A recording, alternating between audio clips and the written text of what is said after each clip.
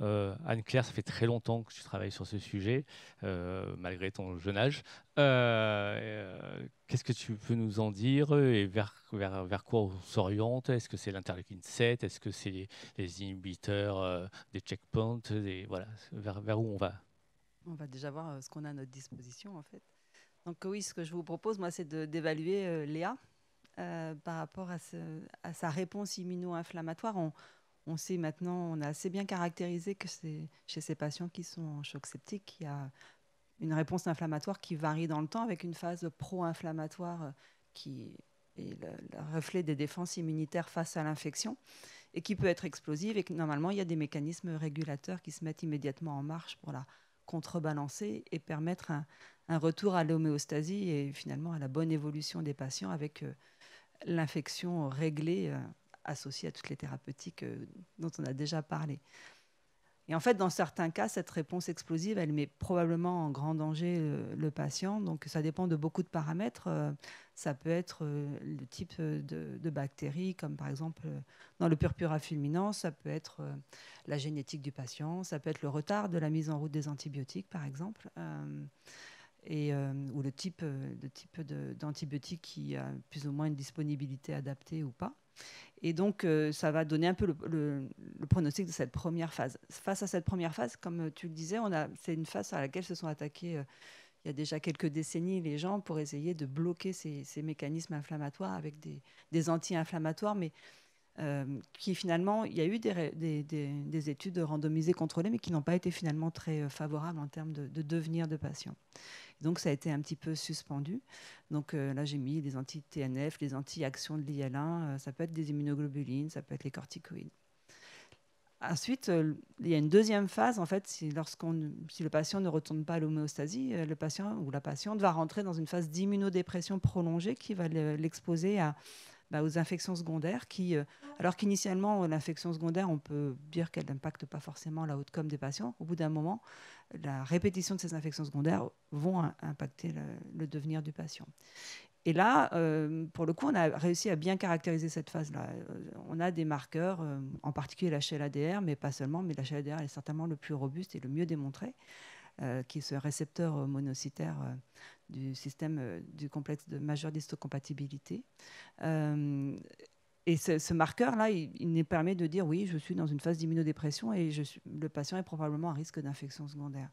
Après, que doit-on faire face à cette immunodépression? L'immunostimulation, il y a aussi eu quelques tentatives, mais finalement assez peu d'études randomisées contrôlées. Mais on a des cohortes de patients qui ont reçu de l'interféron gamma, du GM-CSF, de l'IL-7 ou maintenant les checkpoint inhibiteurs avec des anti-PD1 ou PDL1.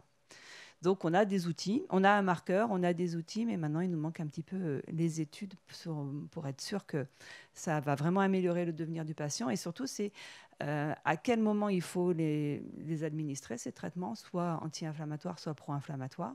Donc, la question du timing. Et puis, chez quel patient, parce que ça ne peut pas bénéficier à tous les patients. Donc, il y a des stratégies qui pointent, hein, qui doivent être encore développées. Par exemple, la première, c'est l'étude Provide que je vous propose à gauche, qui est vraiment l'idée de l'immunomodulation très précoce des patients qui sont caractérisés. Est-ce qu'ils sont pro-inflammatoires ou au contraire, est-ce qu'ils sont déjà en phase d'immunodépression? Et dans cette étude, il propose deux marqueurs, la ferritine pour les patients très inflammatoires et puis l'HLA-DR monocytaire pour l'immunodépression. Il se propose d'administrer un traitement, un antirécepteur à l'IL-1, l'anakinra, ou bien l'interféron gamma pour l'immunodépression. Et ils estiment qu'on peut probablement trier les patients comme ça et leur administrer le traitement immunomodulateur le plus adapté. Ça, c'est une première approche. Dans cette étude, finalement, elle a été assez dure à conduire et finalement, il y a peu de résultats, surtout des résultats d'exploration immuno-inflammatoire. Mais donc, il faudrait vraiment persister dans cette démarche de sélection ou d'évaluation très précoce des patients pour savoir dans quel tableau ils sont et que proposer. La deuxième approche est de se dire le patient est depuis longtemps en réanimation, depuis déjà plusieurs jours, et il avance pas suffisamment. Est-ce qu'il est dans une phase d'immunodépression en fait, qui ne permet pas d'avancer suffisamment et qui l'expose à des risques d'infection secondaire? Et là, on a des marqueurs qui sont assez robustes, qui sont tout simplement la lymphopénie et puis l'HLA-DR monocytaire. certains laboratoires mesurent aussi l'expression de PD-1, qui est un marqueur d'inhibition lymphocytaire.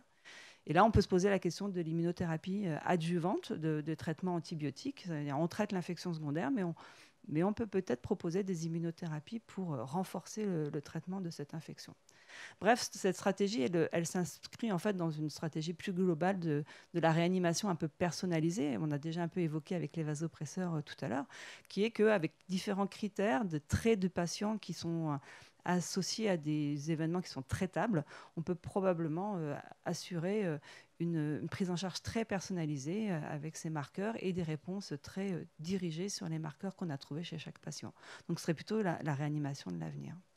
Donc, comme ça, là, ça a l'air un peu le bazar avec tous ces marqueurs immunitaires dont on n'a pas forcément l'habitude et puis toutes ces molécules dont on a déjà entendu parler parce qu'elles sont utilisées dans d'autres secteurs comme le cancer ou des maladies dites immunitaires. Mais en fait, on peut probablement déterminer des phases dans la prise en charge du patient avec le contrôle de l'hyperinflammation initiale. Il y a quelques essais randomisés mais qui doivent être affinés parce que les patients n'étaient pas assez sélectionnés. Est-ce qu'il faut mettre tout simplement les corticoïdes, qu'on connaît bien, ou bien d'autres anticytokines qui sont plus spécifiques? Quels sont les marqueurs pour vraiment déterminer que le patient est en hyperinflammation? Donc, dans la dernière étude, il proposait la ferritine. Voilà, ça concernerait quand même moins de 10% des patients qu'on prend en charge. Et puis, cette phase d'immunodépression, qui, elle, est beaucoup plus fréquente, avec un marqueur qui est bien caractérisé. Il y en aura d'autres qui s'appellent l'HLA-DR monocytaire. Là, c'est très clair. En revanche, on a beaucoup d'immunothérapie possible. Et ça, on n'a pas encore les études qui nous permettent vraiment d'asseoir les stratégies de ces thérapies. Et on est plutôt dans une prise en charge de thérapeutique adjuvante des infections secondaires ou bien de sauvetage quand les infections se répètent et ne sont pas contrôlées. Et enfin, il y aurait une perspective qui serait: est-ce qu'on est capable de prévenir les infections secondaires? C'est-à-dire qu'en amont, on est capable de bien caractériser les patients qui sont à risque de faire plus tard des infections secondaires et les prévenir avec ces immunothérapies. Donc voilà, on a quand même un champ comme une défaillance d'organes supplémentaires qui serait le système immunitaire, comme les autres systèmes cardiovasculaires, rénaux, et avec des marqueurs pour sélectionner les patients et donner le bon timing pour des thérapeutiques qui sont encore à bien caractériser. Merci, ça fait bien le point. Alexandre, je ne fais pas insulte à ton âge, hein, mais toi qui es plus ancien, il y a eu beaucoup d'échecs de l'immunothérapie et c'est autant en oncologie, c'est très positif, autant dans l'ADN des anesthésistes réanimateurs et des réanimateurs, hein, c'est associé à des études qui n'ont pas résulté sur des résultats significatifs, voire des fois négatifs. D'où on vient et comment on peut se projeter dans l'avenir? Je reviens à ce que disait Anne-Claire tout à l'heure et qui est vraiment le message des prochaines années pour les jeunes, c'est vraiment de la médecine personnalisée. C'est-à-dire qu'on ne peut pas imaginer que quelqu'un, ne serait-ce que déjà avec un poids élevé, un certain âge et une défaillance cardiaque, tout le monde sait qu'on ne va pas le traiter de la même manière que quelqu'un qui a 25 ans, qui vient d'avoir un accident et peut-être même une péritonite liée à l'accident. Donc on voit bien que la médecine personnalisée, c'est là où on doit aller dans les années qui viennent. Ce qui d'ailleurs, pour revenir à ce que tu disais tout à l'heure, va peut-être et possiblement même diminuer les coûts. Parce que plutôt que de donner des médicaments chers à tout le monde, si on est beaucoup plus ciblé, ça va beaucoup nous aider. Effectivement, qu'est-ce qui fait qu'un sujet va exploser, va être accepté par les collègues? Il faut qu'à un moment ou un autre, on ait une étude qui soit positive et qui le montre. Mais comment on va y arriver? Justement en faisant ce qu'on appelle un enrichissement des malades, c'est-à-dire qu'on arrive à trouver, et c'est ce que Anne-Claire, c'est ce que d'autres font petit à petit, c'est d'arriver à trouver, au moins dans un premier temps, la bonne cible et la bonne thérapeutique. Aujourd'hui, on n'arrive pas encore à bien avoir ce couple, mais c'est sûr qu'on va pouvoir y arriver. Effectivement, elle parle des patients après la réanimation. On va en parler tout à l'heure, mais c'est évident, on le voit bien sur les derniers jours avant que les malades ne quittent la réanimation, on voit bien qu'ils sont sensibles à l'infection, on voit bien qu'il y a beaucoup de choses qui se passent, mais on n'arrive pas encore à voir vraiment la cible et le traitement qui soit adapté à cette cible. Est-ce qu'il ne faut pas commencer par utiliser en routine plus de biomarqueurs pour définir la défiance d'organes, l'organe étant la réponse immune, hein. Chez moi, par exemple, j'ai beaucoup de mal à faire doser l'HLA-DR monocytaire. Et pourtant, je pense que si on le dosait tous les jours chez ces patients et qu'on voyait tous les jours qu'il est bas, et ben, là, peut-être on arriverait à mieux définir un sous-groupe. Je ne sais pas, Inès, dans votre pratique. Justement, j'avais une question à ce sujet. Est-ce que vous pensez qu'il faut introduire le système immunitaire, vu qu'on a dit que c'était un nouveau système qui pouvait défaillir, dans des scores comme le SOFA, par exemple, parce que typiquement, il n'y est pas du tout? Alors, l'HLA-DR, il va plutôt, la réponse normale, c'est vraiment qu'il y ait une bonne régulation de cette fonction, justement pour aviser, on pense, protectrice pour la phase initiale. Donc, il est plutôt à monitorer, on va dire, dès la sortie de la phase très, très aiguë, et comme le disait Marc, de façon probablement répétée, alors peut-être pas tous les jours, mais répétée. Et c'est vrai qu'il n'est pas très maniable, juste pour répondre sur ce sujet, parce que c'est une technique de cytométrie en flux, il faut qu'il y ait des techniciens derrière, etc. Donc, c'est pas si simple que ça, mais les laboratoires doivent travailler soit à nous donner des nouveaux biomarqueurs qui sont aussi performants, soit à trouver des nouvelles techniques de mesure du biomarqueur qui soient plus accessibles et finalement dans la réanimation. Pour la phase aiguë et les scores, c'est peut-être plutôt pour vraiment caractériser les patients à la phase aiguë, c'est peut-être plutôt des marqueurs plutôt de la pro-inflammation. Alors, dans les études qui ont malheureusement échoué initialement sur les anti-cytokines, il y avait des dosages comme l'IL-6. Ils avaient bien montré que les patients qui avaient un IL-6 élevé, les plus élevés, avaient une bonne réponse en fait en termes de devenir à ces stratégies anti-inflammatoires par des anti-cytokines. Mais donc, on irait plutôt sur des marqueurs pro-inflammatoires. L'IL-6, on sait que c'est très variable d'un patient à l'autre, donc on n'a jamais été capable de déterminer un seuil. La dernière étude a proposé la ferritine, parce qu'en fait, ils sont partis sur l'activation, le syndrome d'activation macrophagique qui peut exister associé à ces tableaux infectieux graves. Et donc, ils sont partis sur la ferritine en proposant un seuil à 4000, mais ça n'a pas été plus développé que ça pour le moment. Il y a des choses plus simples comme juste le compte leucocytaire. Alors, le compte leucocytaire, c'est pareil, c'est souvent une réponse associée avec la lymphopénie qui peut être très profonde. On l'a vu dans le Covid. C'était particulièrement impressionnant dans le Covid, leur lymphopénie. Mais là encore, c'est une réponse qui est assez répandue et qui ne va pas nous permettre vraiment de savoir qui va récupérer rapidement ou pas là-dessus. Donc, on n'a pas encore le bon marqueur. Le Covid a été un magnifique exemple, finalement, puisqu'on a utilisé un anti-interleukine 6 de façon peut-être trop large de temps en temps, beaucoup de corticoïdes, et un anti-interleukine 1 qui a semble-t-il bien marché. Dans le SDRA, il y a des pistes d'immunomodulation, Mathieu ? Tu as raison, hein, les atteintes pulmonaires, enfin le SDRA en général et le Covid même en particulier sont des bonnes illustrations de cette hétérogénéité des patients. Et même quand une cause unique est retrouvée comme le Covid par exemple, loin de moi l'idée de remettre en cause l'intérêt qui a été démontré par des essais cliniques de traitements immunomodulateurs, des corticoïdes, des anti-IL1 et anti-IL6 par exemple.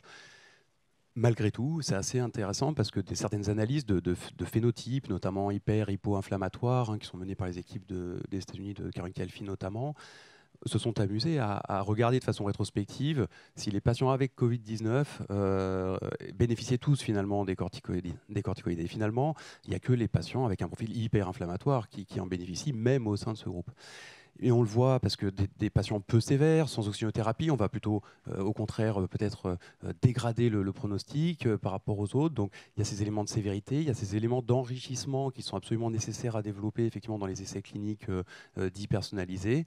Je pense que c'est une excellente chose d'avoir ces éléments à l'entrée de l'étude. Ce qui serait encore mieux, c'est d'avoir aussi des éléments de suivi et des surrogates, que ce soit des biomarqueurs ou d'autres marqueurs, d'ailleurs, clinico-biologiques, imagerie, ce qu'on veut, pour aussi suivre la réponse ou pas à la thérapeutique qu'on va tester et pouvoir aussi réadresser le patient vers d'autres stratégies de traitement. Et ça, je pense qu'on a aussi maintenant des moyens méthodologiques d'aller un peu plus loin dans ces recherches-là, notamment avec les essais adaptatifs. Et je pense que c'est vraiment ça l'avenir. En tout cas, on est effectivement en retard par rapport à des domaines comme l'oncologie, qui ont à la fois maintenant identifié les cibles, identifié les marqueurs prédictifs, puis de réponse. Et c'est vers ça qu'il faut aller, vers ces approches personnalisées. Ouais. En tout cas, en termes de disponibilité de traitement et de coût, puisque c'est une des questions que tu posais, Actuellement, le plus simple, le plus accessible, c'est l'interféron gamma, puisqu'il existe dans des déficits immunitaires congénitaux. Donc, il est dans le Vidal et on a l'AMM. C'est 118 € l'ampoule, donc par jour. Donc, par rapport à des stratégies d'antibiotiques, c'est finalement pas très cher. Celui-là est facilement atteignable. Les anti-PD1 qui sont utilisés dans le cancer, c'est plusieurs milliers d'euros. Mais finalement, nous, on a besoin d'une dose, puisque c'est des anticorps, donc ça dure 3 semaines, un mois. Donc c'est là aussi par rapport à des traitements antibiotiques lourds, c'est finalement pas si cher que ça. Après, les autres sont plus difficiles d'accès pour le moment. Voilà. Alors, finalement, on a soigné notre patient, Léa M, elle va enfin sortir de la réanimation, mais en fait, la vie ne s'arrête pas quand on sort de la réanimation, enfin, selon comment on sort. Et il y a 20% de patients qui vont mourir en réanimation. Si vous êtes très très bon, ça va être 19%. Si vous êtes moins bon, c'est 21%. Mais globalement, c'est dans cette fourchette-là. Et l'année qui suit, ça a été bien montré, il y a encore 20% de patients qui vont décéder. Et finalement, on parle beaucoup de consultations post-réanimation actuellement, mais ne mettons pas la charrue avant les bœufs. Il y a une vie après la réanimation, il faut s'intéresser à ça. Il faut sortir de nos murs. Et Alexandre, je crois que tu as beaucoup de données sur ce suivi post-réanimation.